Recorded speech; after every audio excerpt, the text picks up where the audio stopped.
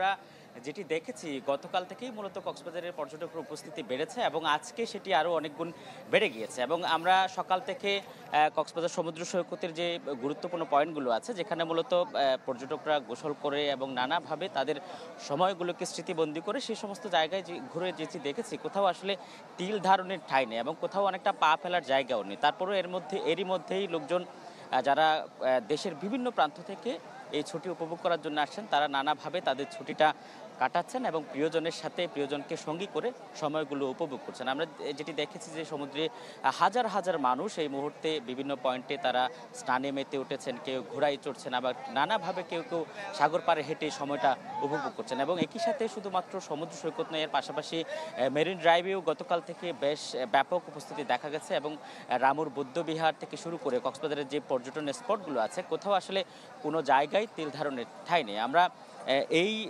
পর্যটকের আগমনকে কেন্দ্র করে ব্যবসায়ীদের সাথে কথা বলে যেটি জেনেছি যে তারা যেটি বলছেন যে এই মৌসুমে তারা কোনো ধরনের পর্যটন শিল্পে কোনো ধরনের বিঘ্ন ঘটেনি এবং নিরবিচ্ছিন্নভাবে তারা ব্যবসা করে যাচ্ছেন এবং এই ছুটিগুলোকে উপলক্ষ করে এবার পর্যটকের যে উপস্থিতি তারা দেখেছেন সেটিতে তারা অভিভূত এবং তারা আশা করছেন যে সামনের দিনগুলোতেও যদি এইভাবেই নিরাপত্তা ব্যবস্থা থাকে তাহলে পর্যটনের দীর্ঘদিন ধরে যে একটা খরা বিরাজ করেছিল সেখান থেকে ঘুরে দাঁড়াতে পারবে। একই সাথে প্রশাসনের সাথেও আমরা কিছুক্ষণ আগেও কথা বলেছি টুরিস্ট পুলিশের সাথে। আপনি জানেন যে এই টুরিস্ট পুলিশ শুধুমাত্র পর্যটকদের নিরাপত্তার জন্য কাজ করে এবং তারা সমুদ্র সৈকত ছাড়াও সমুদ্র শহরের বিভিন্ন জায়গাতে যেখানে পর্যটকের উপস্থিতি থাকে সেই সমস্ত জায়গায় তারা নিরাপত্তা জোরদার করে এবং এই নিরাপত্তা জোরদার করতে গিয়ে তা বিভিন্ন সময় বিভিন্ন ধরনের চ্যালেঞ্জ মোকাবেলা করতে হয়। কিন্তু গত বেশ কিছুদিন ধরে আমরা যেটি দেখছি যে এই পর্যটককে কেন্দ্র করে কোনো ধরনের বিচ্ছিন্ন ঘটনা ঘটেনি এবং খুব নিরাপদভাবে তারা সময়গুলো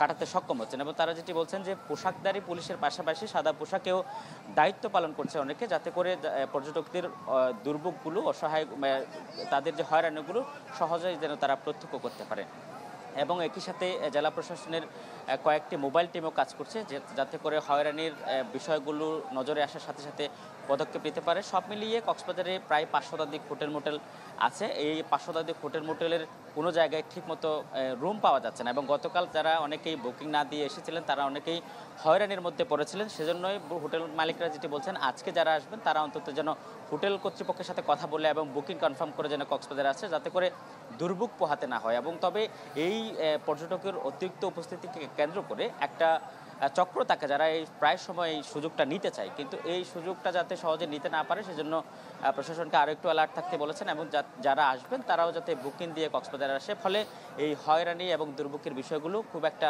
থাকবে না বলে তারা প্রত্যাশা করছেন। সব মিলিয়ে কক্সবাজারে আমরা যেটি দেখছি যে গতকাল থেকে আজকে পর্যন্ত অনেকটা আমরা মৌসুমের সময় যে পর্যটক দেখতে পেতাম তার চেয়ে অনেক বেশি দেখা যাচ্ছে। ফলে এই মাঝখানে যে বন্ধের সময়গুলো থাকে, বিশেষ করে সরকারি যে সাপ্তাহিক যে ছুটি, এরপরে সরকারি যে ছুটি যুক্ত হয়, সেই ছুটিতে কক্সবাজারটা অন্যরকমভাবে একটা রঙিন হয়ে ওঠে।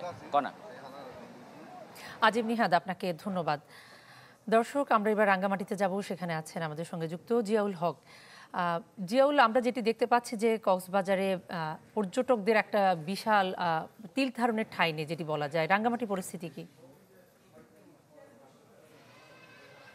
কক্সবাজারের সহকর্মী যেভাবে বলছিলেন আসলে যে তিল ধারণের ঠাঁই নেই, একই চিত্র পার্বত্য জেলার রাঙ্গামাটিতেও আমরা সকাল থেকে ঘুরে দেখেছি এবং গতকালকে যে পর্যটন কেন্দ্র বিনোদন কেন্দ্রগুলো আছে সেগুলো আমরা ঘুরে দেখার চেষ্টা করেছিলাম। আসলে যে বিনোদন কেন্দ্রগুলো যেমন রয়েছে রাঙ্গামাটিতে ঝুলন্ত সেতু, পলয়েল পার্ক সহ Sajek valley, Kaptai navy camp, এই প্রত্যেকটি স্পটই আসলে তিল ধারণের কক্সবাজার মতন তিল ধারণের ঠাঁই না থাকলেও কিন্তু ব্যাপক পর্যটক উপস্থিতিতে লক্ষ্য করা গেছে রাঙ্গামাটিতে।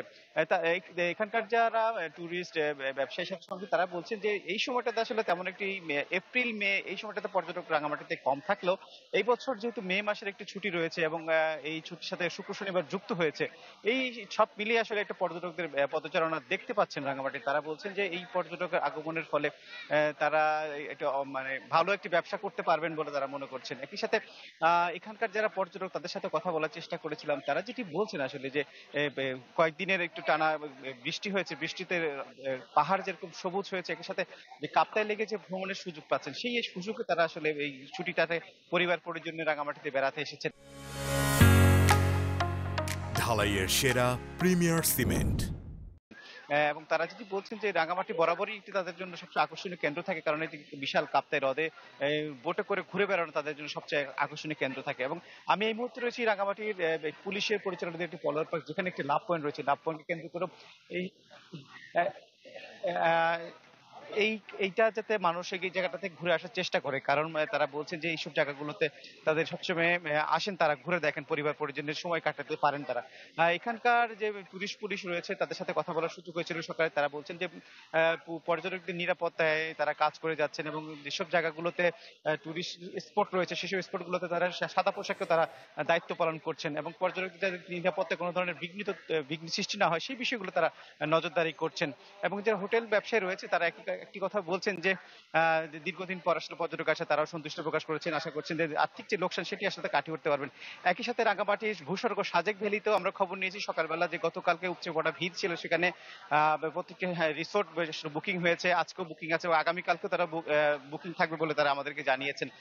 এবং তারা বলছেন যে সম্প্রতির সময় সাজেক রিসোর্টে অগ্নিকাণ্ডের ঘটনার পর মাঝখানে সময়টাতে আসলে একটু পর্যটক খরা কেটেছে তাদের, সেই খরাটা আসলে এই ছুটিতে তারা অনেক কাটিয়ে উঠতে পারছেন, এবং তারা পর্যটকদের বরণের সব ধরনের প্রস্তুতি তারা নিয়েছিলেন। এবং তারা বলছেন যে সাজেকের যে সৌন্দর্য সেটি দেখার জন্য আসলে শীতকালের যে বর্ষা মৌসুমটাতে সবচেয়ে বেশি সুন্দর আকর্ষণীয় হয়ে থাকে, তারা যেটি বলছেন।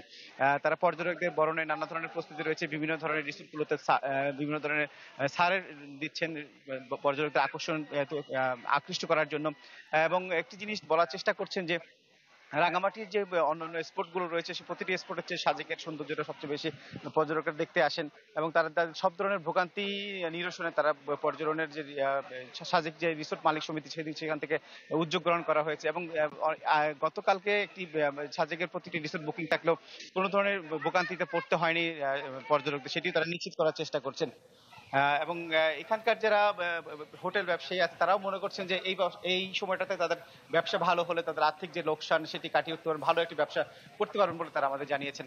মানে এই ছিল রাঙামাটি থেকে সবচেয়ে তথ্য আমার কাছে। জিয়াউল, আপনাকে ধন্যবাদ।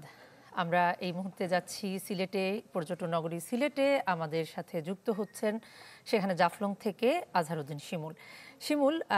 আপনি তো জাফলংয়ে আছেন, সেখানে পর্যটকরা কতটা ভিড় করছে সেটা যেমন জানতে চাই, একই সাথে অন্য স্পটগুলোতে পছন্দের শীর্ষে আসলে কোন কোন এলাকাগুলোকে পর্যটকরা বেশি বেছে নিচ্ছেন?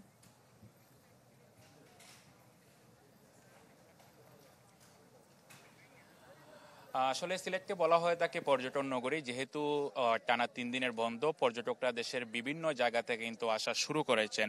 আমি এই মুহূর্তে রয়েছি পর্যটন এলাকা জাফলংয়ে। এই এলাকা ছাড়াও কিন্তু সিলেটের অন্যান্য যেসব এলাকা রয়েছে, বিশেষ করে সাদাপাথর, বিছনাকান্দি, সেই সব এলাকায় কিন্তু মানুষের উপস্থিতি আমরা জেনেছি। এবং সকাল থেকে আমরা দেখছি যে জাফলং এরিয়ায় কিন্তু প্রচুর মানুষের সমাগম হচ্ছে, এবং বেলা যত গণাচ্ছে ততই মানুষ কিন্তু এখানে এসে ভিড় জমাচ্ছেন। এবং এখানে বেশ কিছু পয়েন্ট রয়েছে, সেখানে আসলে পর্যটকরা তার পরিবার পরিজনের সাথে ছবি তুলে নিচ্ছেন। যেহেতু জাফলং একটি সীমান্ত ঘেঁষা পর্যটন এরিয়া, এখানে আসলে নিরাপত্তার বিষয়টি সবচেয়ে গুরুত্বপূর্ণ। এবং এখানে যারা বর্ডার গার্ড বাংলাদেশের দায়িত্বপ্রাপ্ত কর্মকর্তা রয়েছেন তারা আসলে বিষয়টি খুবই দায়িত্বের সহকারে দেখছেন বলে আমাদেরকে জানিয়েছেন। তারা যেমনটি বলছেন যে যেহেতু এখানে বর্ডারে খুব কাছে, তারা কোনো পর্যটক যাতে কোনো ভুলবশতভাবে তাদের ভারতের অংশে প্রবেশ করতে না পারে সেজন্য তারা আসলে নজরদারি রাখছেন। আমরা এই মুহূর্তে একজনকে পেয়েছি, আমরা কথা বলবো এই পর্যটন এলাকার সংগ্রাম বিওপির যিনি কমান্ডার রয়েছেন। আপনার কাছে জানতে চাইবো শহীদুল সাহেব, যে যেহেতু পর্যটন এলাকা এটি, এবং নিরাপত্তা এতে আপনারা আসলে কেমন হিমশিম কাটছেন এবং কিভাবে নিরাপত্তা নিশ্চিত করছেন? আসসালামু আলাইকুম। আপনারা জানেন জাফলং পর্যটন স্পটটি ভারত সীমান্তের অতি সন্নিকটে অবস্থিত। দূর দূরান্ত থেকে আগত পর্যটকরা যাতে ভুলবশত শূন্য লাইন অতিক্রম না করে এবং পর্যটনের সার্বিক নিরাপত্তার জন্য আমাদের দৈনন্দিন অপসার কার্যক্রমের পাশাপাশি অতিরিক্ত জনবল নিয়োগ করে পর্যটকদের সার্বিক নিরাপত্তা নিশ্চিত করি। বিশেষ করে এই টানা 3 দিন সরকারি ছুটিতে পর্যটনের সমাগম বৃদ্ধি পাওয়ায় আমরা পূর্বের ন্যায় সতর্কতামূলক ব্যবস্থা গ্রহণ করেছি।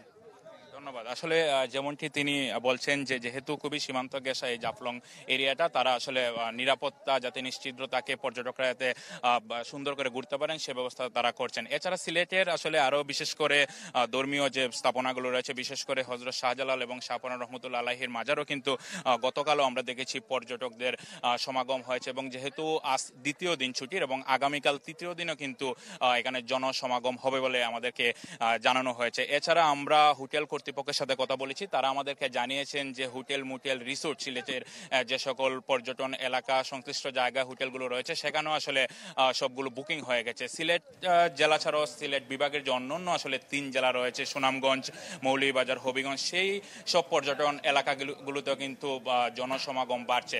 তো সিলেট থেকে আমার কাছে এই ছিল সবশেষ পর্যটন খবরাখবর।